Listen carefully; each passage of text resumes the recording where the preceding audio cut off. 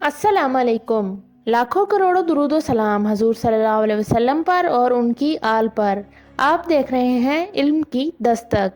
आज की वीडियो में हम इमाम मेहदी की मदद के लिए पाकिस्तान और अफगानिस्तान के किरदार देखेंगे कि किस तरह अहादीस और रिवायात में इन इलाकों के रहने वालों को मुखातिब किया गया है और इनकी मदद कितनी मौसर साबित होगी। वीडियो में मज़ीद आगे बढ़ने से पहले आपसे गुजारिश है कि हमारे चैनल को सब्सक्राइब करें ताकि मज़ीद आने वाली मालूमाती वीडियोस बआसानी आप तक पहुंच सकें।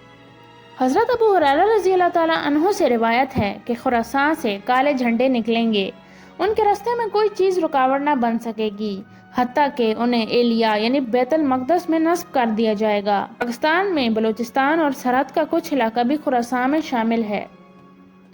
वस्ती एशिया के बीच में एक बड़ा दरिया बहता है जिसे दरियाए आमू कहते हैं।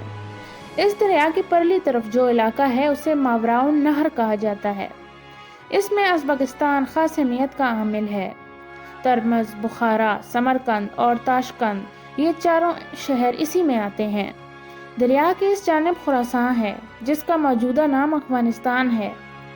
दरिया आमू से लेकर दरिया काबुल तक इन दो दरियाओं के बीच का इलाका खुरासान है। जोग्राफियाई इस्तिलाह के हवाले से ये माबैनुन नहरीन यानी दो दरियाओं के बीच का इलाका कहलाता है। ये कुछ अफगानिस्तान में और कुछ पाकिस्तान में शामिल हो गया है और कुछ ईरान में। आप यूँ समझिए, दरियाए आमू से इधर अफगानिस्तान, पाकिस्तान में अटक तक और ईरान में निशापुर तक का इलाका खुरासान है। हज़रत अली रज़ी अल्लाह ताला अन्हु का इरशाद है, एक शख्स मावराउन नहर से चलेगा, उसे हारिस कहा जाता होगा। वो हारिस काश्त करने वाला होगा। उसके लश्कर के अगले हिस्से मुकद्दमतुल जैश पर मामूर शख्स को मंसूर कहा जाता होगा। वो आले मोहम्मद के लिए उनकी मजबूती से जमने के लिए मौसर काम करेगा।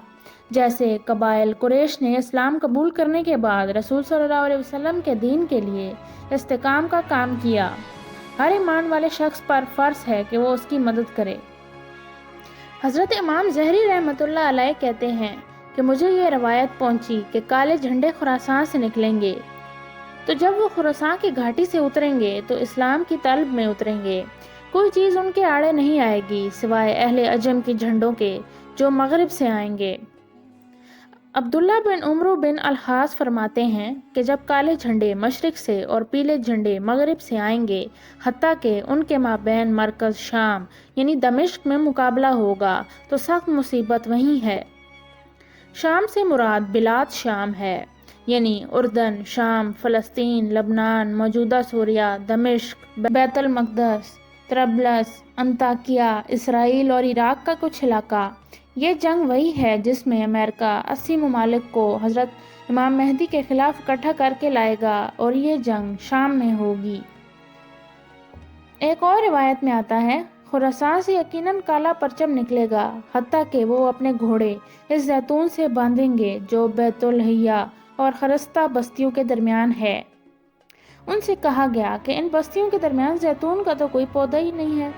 वो फरमाने लगे, ऐसा हो के रहेगा और इन दो बस्तियों के दरमियान पौधा खड़ा हो जाएगा, हत्ता कि इस परचम वाले आएंगे, इस दरख्त के नीचे उतरेंगे और अपने घोड़े बांधेंगे। अगर किसी बड़ी जंग के नतीजे में जदीद असला इस्तेमाल हो गया तो हज़रत इमाम मेहदी के दौर की जंगें घोड़ों और तलवारों के जरिए लड़ी जाएंगी, और अगर वो जंगें जदीद असले से लड़ी गईं तो घोड़े से मुराद मरवजा सवारी है। हज़रत अली रज़ी अल्लाह ताला अन्हु से रिवायत है, वो फरमाते हैं कि ज़हर नसीब तलकान के कि इसमें अल्लाह के ख़जाने हैं, लेकिन ये ख़जाने सोने चांदी की सूरत में नहीं, बल्कि वहाँ ऐसे मर्दाने कार होंगे जो अल्लाह को पहचानेंगे जैसे पहचानने का हक होता है, और वो मेहदी आखिरुज़्ज़मां के मददगार होंगे। हज़रत अबू हुरैरा की रिवायत है कि आप सल्लल्लाहु अलैहि वसल्लम ने फरमाया, मेरी उम्मत की एक जमात बैतुल मक़दस के दरवाज़ों और उसके इर्द गिर्द लड़ती रहेगी, और इस जमात अंताकिया और उसके इर्द गिर्द लड़ती रहेगी, और इस जमात दमिश्क और उसके इर्द गिर्द लड़ती रहेगी। ये लोग हक वाले होंगे और अपने मुखालिफिन और मावनीन की परवाह नहीं करेंगे, यहाँ तक कि अल्लाह ताला तालकान से अपना ख़जाना निकालेगा और उसे उसके ज़रिए दीन को ज़िंदा करेंगे। جبکہ اس سے پہلے دین کو مٹا دیا گیا ہوگا۔